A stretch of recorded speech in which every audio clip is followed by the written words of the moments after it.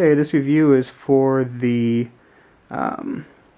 Basque, I don't know how to pronounce that, by HON, VL404 Managerial Mid-Back Chair with Loop Arm. I've put together about 5 or 6 of these in my lifetime, and one of the things I can say right off the bat is that the instructions were very subpar and brief. It's pictographic instructions, which a lot of them are these days. If I hadn't known from long experience to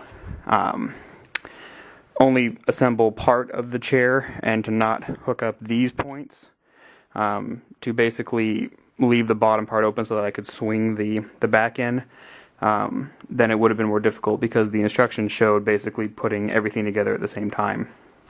So I know from long experience that if you leave the arms only partially tightened, basically if you just tighten the bolts down here and the bolts down here, and then you go ahead and make one connection point to the back right here in the middle, and then you can have the back fold forward and backwards.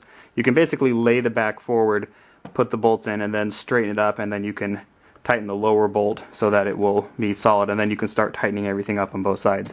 If you don't do it that way, then this becomes a lot harder. The chair is a leather feeling fabric. I'm obviously not a leather expert, but it feels like real leather to me, at least on all the parts where someone would sit. The back also feels leather. It just has the standard single lever adjust, so you can push it in and out to lock the chair, and then you can also pull the lever to raise it. It does have little footrests on the feet, which is kind of nice. But other than that, it's pretty much a standard chair. This is all plastic.